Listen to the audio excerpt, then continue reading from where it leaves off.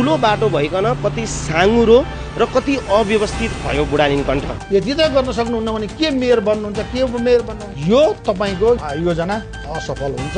गाई पाल्ने गोठ नबन्ने भने जस्तै हैन। त्यो खोल्साको मापदण्ड मात्रै खोलिदेऊ, त्यो मापदण्डभित्र हामी गाडीलाई छिराइदिन्छौँ। र एउटा नाटकीय रूपमा बुढानीलकण्ठ बस पार्क भनेर कुनामा लगेर उद्घाटन गरी टोपल्यो। सडर बनाएर मान्छेले भाडा खाइन्छ, त्यो वास्ता गरेको छैन। हुन त उहाँको पहुँच नपुग्ने होला। बुढानीलकण्ठ मेरो हो। परिवर्तन सम्भवती युवा क्रान्ति आरब्धते। बुढानीलकण्ठ नगरपालिकामा बस पार्कको कमीले अभावले गर्दाखेरि जुन किसिमको साझा बस र सार्वजनिक गाडीहरू चाहिँ यसरी पार गर्नु परिरहेको छ, यसको समस्याको विषयमा आज हामी सचेतना फैलाउने कोसिस गरिरहेका छौँ।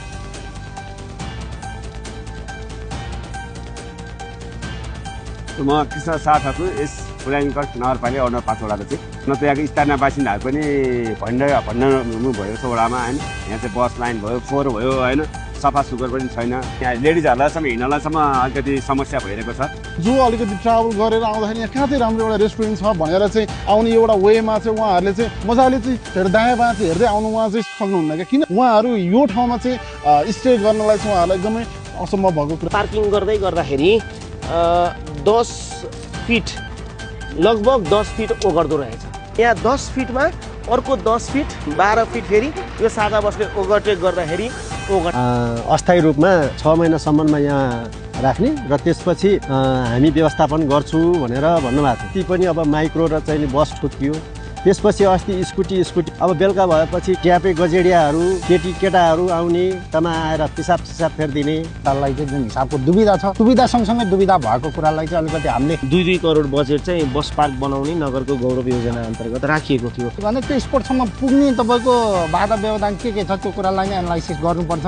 विष्णुमतीमा जुन किसिमले बसहरू सडकमा पार्क गर्नु परेको बाध्यता हो कि रहर हो कि यो सजिलोको लागि हो? सडकमा राख्ने भनेको इच्छाले राख्दैन, बाध्यात्मक। बुढानीलकण्ठमा सञ्चालित सम्पूर्ण सार्वजनिक यातायातलाई बस पार्क नहुँदाको समस्याहरू अप्ठ्यारा अझसम्म कतैबाट सुनवाई भएन। जताततै हुन्छ र गरिदिन्छु मात्रै भन्ने आश्वासन आयो। जस्तो बुढानीलकण्ठ स्कुलले 5 वटा खोल्सा ओगटेर बसेको छ, त्यो खोल्साको मापदण्ड मात्रै खोलिदेऊ, त्यो मापदण्डभित्र हामी गाडीलाई छिराइदिन्छौँ। माथिदेखि कमसेकम 600-700 मिटर लामो छ, त्यो भित्र बनाइदिनुहोस् भन्दाखेरि पनि त्यो पनि सुनवाई भएको छैन। आज मात्रै 2036 सालदेखि सेवा दिँदै आएको यो तारेबिर यातायात, तर यही अस्थायी रूपले जुन सधैँभरि चल्दैन र एक दिन यो ब्लास्ट हुन्छ।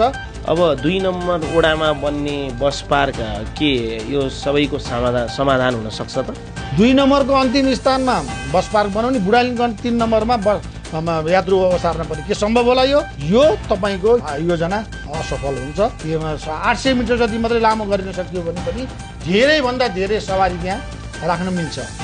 त्यो जग्गालाई मापदण्ड अनुसार लिएर त्यसलाई बाटो खोलिदिएर त्यहाँ पार्किङ गर्न सक्यो भने सडर बनाएर मान्छेले भाडा खाइन्छ, त्यो वास्ता गरेको छैन। हुन त उहाँको पहुँच नपुग्ने होला। 70 मिटर वाइड भनेको त एक लाइन पार गरेर डबल गाडी गुड्न भ्याउनुहुन्छ। आउनुहोस्, स्थानीय सरकार, स्थानीय अग्रजहरू, हामी युवाहरू सबैजना मिलेर यो समस्यालाई दीर्घकालीन रूपमा समाधान गर्ने कोसिसमा सबैजना जुटौँ। बुढानीलकण्ठ मेरो हो।